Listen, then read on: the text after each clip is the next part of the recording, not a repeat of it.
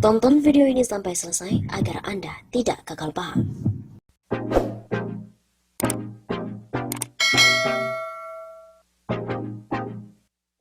Wah, MPR minta Polri untuk memeriksa kepala BPIP? Ada apa nih? Wakil Ketua MPR Fadel Muhammad menerima keluhan dari masyarakat Provinsi Gorontalo soal penggantian salam dengan salam Pancasila. Fadel menuturkan tidak boleh membenturkan agama dengan Pancasila, terlebih mengganti salam yang dilakukan oleh umat Islam dengan salam Pancasila.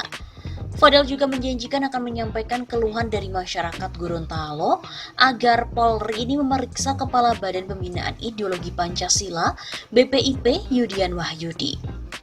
Besok saya akan ke Papua bersama dengan Pak Kapolri. Saya akan sampaikan keluhan dari masyarakat Gorontalo. Ini yang harus diperiksa polisi, tutur Fadel saat bertemu dengan masyarakat Gorontalo pada hari Sabtu 28 Februari. Anggota DPR RI daerah pemilihan Gorontalo ini menuturkan penggantian salam umat Islam dengan salam Pancasila tidak dibenarkan.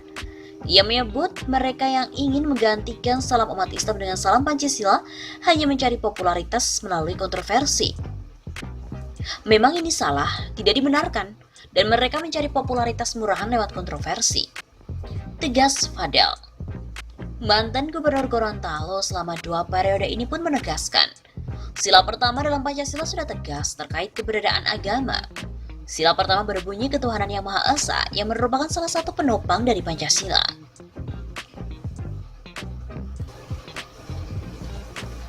Sebelumnya juga diberitakan bahwa pimpinan MPR telah mengkritik Kepala BPIP yang bicara soal agama dalam musuh Pancasila.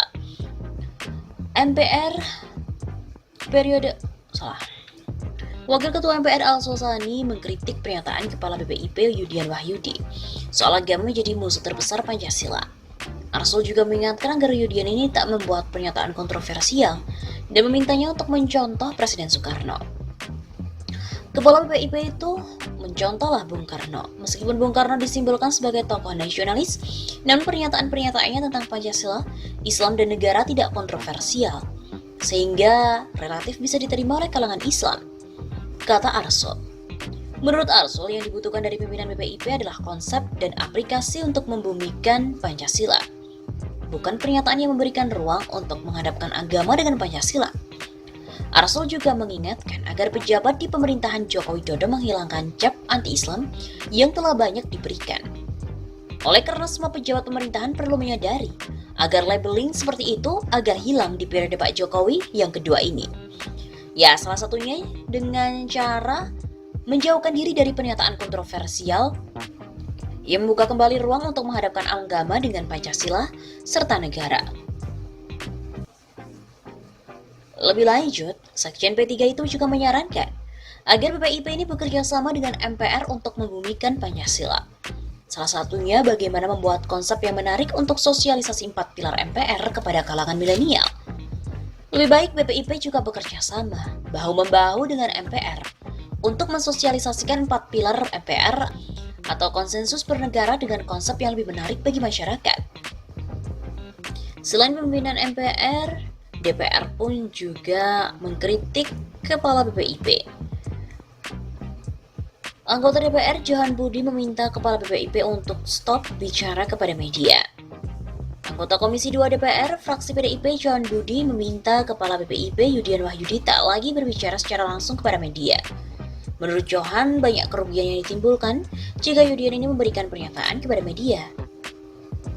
Pak Yudian sih fokus saja pada tugas sebagai Kepala BPIP dan tidak lagi bicara dengan media. Karena kalau bicara dengan media itu lebih banyak mudorotnya. Ia meminta Yudian menunjuk juru bicara yang bisa mewakili dalam memberikan pernyataan pada pers. Johan juga menilai Yudian yang berlatar belakang akademisi belum terbiasa berhadapan langsung dengan media. Cobalah Bapak wakilkan. Kan Bapak mengakui bahwa karena terbiasa dengan dunia kampus sehingga bicara dengan media memang harus lebih memahami soal konteks. Menurut Johan, Yudian lebih baik berfokus pada tugasnya sebagai Kepala BPIP yang harus berkoordinasi dengan Joko Widodo. Saran itu berkaitan dengan pernyataan Yudian yang sebelumnya ada pada salah satu media dan memancing polemik setelah dia berbicara soal hubungan agama dengan Pancasila.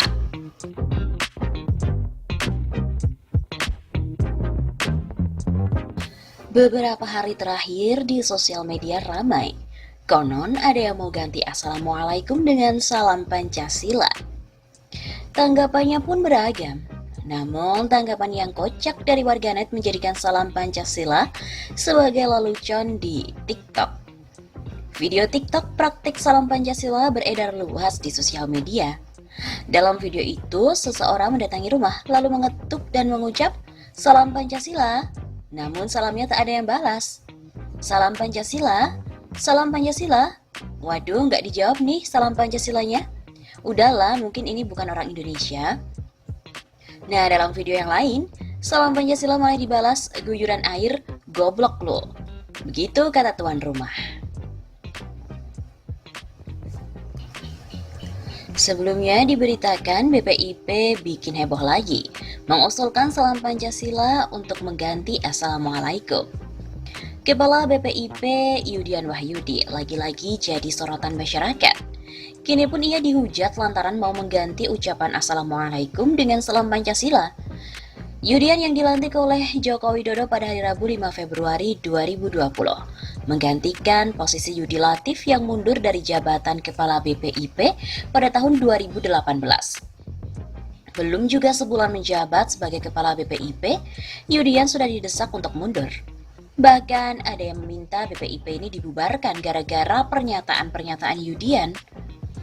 Yudian sempat memperagakan salam Pancasila dalam video yang diunggah di akun YouTube BPIP RI pada 16 Januari 2020. Dalam video itu, Profesor Haryono sebagai pelaksana tugas PLT Kepala BPIP mengucapkan salam Pancasila dengan hormat, tegak menyamping. Dia juga menjelaskan makna Pancasila sebagai ideologi negara Indonesia. Berikut salam Pancasila yang disampaikan Haryono seperti dikutip dari YouTube pada hari Jumat 21 Februari. Salam Pancasila. Pancasila sebagai sebuah dasar negara mampu mempersatukan berbagai keragaman yang ada di Indonesia. Itulah yang sering disebut sebagai meja statis, tetapi Pancasila sebagai lestar dinamis, yaitu sebagai bintang penuntun, bisa memberikan orientasi bangsa Indonesia untuk membangun dirinya dan memajukan bangsanya ke depan. Dan sebagai uraian dari sila-sila dari Pancasila dalam memiliki komitmen kesesuaian antara sila ke-1 hingga sila ke-5. Bahwa nasionalisme Indonesia hanya bisa tumbuh di dalam taman sari internasional. Keadilan sosial tidak hanya untuk sekelompok orang, sekelompok golongan, tetapi keadilan sosial bagi seluruh rakyat Indonesia. Salam Pancasila.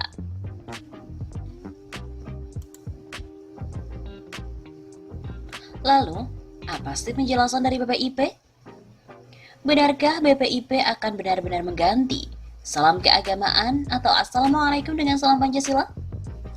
Ya, beberapa waktu terakhir ini muncul perbincangan di berbagai media massa mengenai pernyataan Kepala BPIP Yudian Wahyudi terkait dengan menggantikan salam umat muslim Assalamualaikum warahmatullahi wabarakatuh dengan salam Pancasila. Berdasarkan keterangan tertulis Direktorat Sosialisasi, Komunikasi dan Jaringan BPIP yang diterima oleh Media Indonesia pada hari Jumat 21 Februari, wacana itu berawal dari hasil wawancara salah satu media online dengan Kepala BPIP Yudian Wahyudi pada 12 Februari yang lalu. Menurut keterangan tersebut, Yudian tidak ada menarasikan menyatakan penggantian Assalamualaikum dengan salam Pancasila. BPIP juga tidak pernah mengusulkan penggantian Assalamualaikum dengan salam Pancasila.